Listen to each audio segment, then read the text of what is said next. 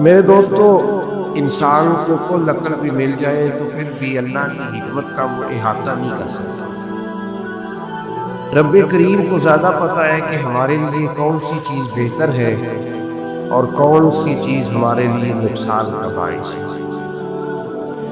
اللہ تبارک و تعالیٰ کی حکمت یہ چاہتی ہے کہ میرے بندے پریشان نہ ہوں۔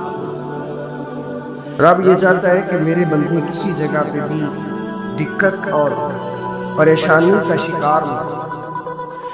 تو اللہ تبارک و تعالیٰ نے راہ اعتدال اختیار کرنے کا حکم ارشاد فرمایا کہ تم اعتدال کے رستوں پہ چلو، معتدل زندگی گزارو،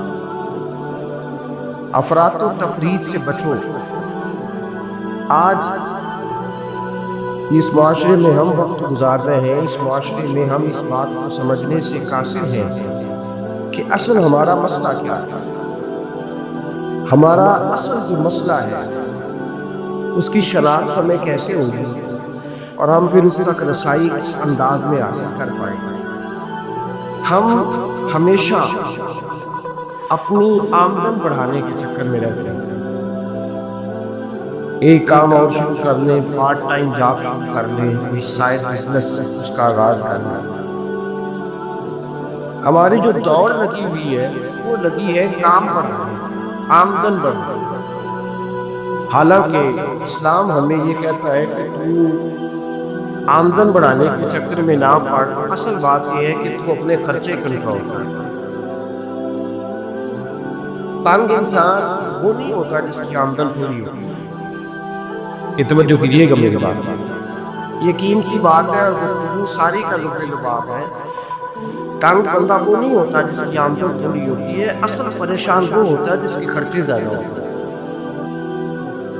اور ہمارا جو روز مرہ کا نقصان ہو رہا ہے وہ آمدن کے معاملات میں نہیں ہو رہا۔ بنیادی نقص جو واقعہ ہو رہا ہے وہ یہ ہے کہ ہمارے اخراجات زیادہ ہیں اور وہ اخراجات کسی اور نے نہیں بڑھائے، وہ خرچے ہم نے خود بڑھا لیے ہیں اور اب ہمیں اس کا نقصان بھگتنا پڑ رہا ہے۔ اور اگر آپ صحیح معنوں میں ٹٹولیں تو بہت امیر لوگ ہیں وہ تو ان خرچوں سے بچ گئے۔ میں نے بہت سارے ایسے خدمات میں شرکت کی ہے، میں بہت ساری ایسی جگہوں پہ گیا ہوں کہ جہاں لوگوں نے بڑا مختصر سا ختم دلایا ہے تو ہو گیا ختم۔ ختم کے معاملے میں کب کسی نے پابندی لگائی ہے کہ اس میں 200 آدمی شریک ہوگا تو تب یہ سالے ثواب صحیح ہو سکے گا؟ کون کہتے ہیں؟ یا شادی کے موقع پر اگر سارے بہن بھائیوں کو نہ بلایا گیا تو میری شادی پایہ تکمیل تک نہیں پہنچے گی، اس میں برکت نہیں ہوگی، یہ کس نے فتویٰ دیا ہے؟ معتدل زندگی کا اسلام حکم دیتا ہے۔ میں پڑھ رہا تھا کہ ایک بہت بڑا صدر ہے، غالباً سوڈان کے صدر کی بات ہو رہی تھی، تو اپنے بیٹے کی بارات لے کے گیا تو 4 لوگ گئے ہیں بارات اور 15 لوگوں کا اس نے اہتمام کیا اپنے گھر میں کھانا کھانے کا۔ تو کیا شادی ہو گئی کہ رک گئی؟ تو بھئی راگ علاقہ اس بات کا کہ بڑی پریشانی ہے کہ سائڈ بزنس شروع کیا جائے فلان جگہ فلان جگہ فلان جگہ، تو اصل معاملہ یہ ہے کہ پہلے ایک بندہ کماتا ہے تو پھر بھی گھر ہی چلتا ہے، پھر بڑا بیٹا ساتھ شامل ہوتا ہے تو پھر بھی گھر ہی چلتا ہے، پھر منجلا بیٹا شامل ہوتا ہے تو پھر بھی گھر ہی چلتا ہے۔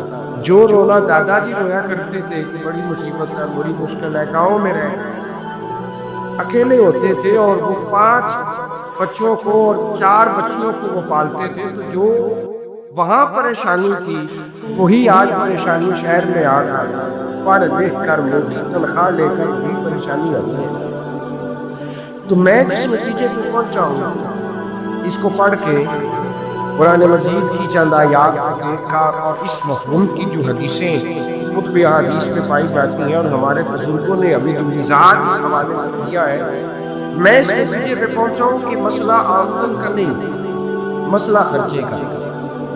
ہمارے خرچے بنیادی طور پر ہیں، اور اگر پھر ہم زیادہ بوجھ خواتین پہ ڈالتے ہیں کہ وہ مطالبے زیادہ کرتی ہیں، اور اگر آپ مجھ سے پوچھیں تو خواتین کی بھی اگر کسی جگہ کوئی عادت خراب ہوتی ہے تو اس میں اصل کردار اس کا ہوتا ہے جو وہ عادت خراب ہو. تو کیوں اپنے گلے سے اتار کے آپ کسی کے گلے میں بات ڈالنے کے چکر میں ہیں؟ وہ خواتین کی طبیعت نہیں ایسی ہے. اصل بات یہ ہے کہ ہم نے خراب ہم نے عادت ڈالی ہے، ہم نے یہ مزاج ان کو دیا تو ان کا بنا ہے. کیسے بن سکتا؟ تو اعتدال جب تک زندگی میں نہیں ہوتا، پانی پیاس بجھاتا ہے لیکن ایک گلاس کو تو پیاس بجھاتا ہے، بالٹی کو منہ کو لگائے گا تو کپڑے بھگو دے گا اس کے.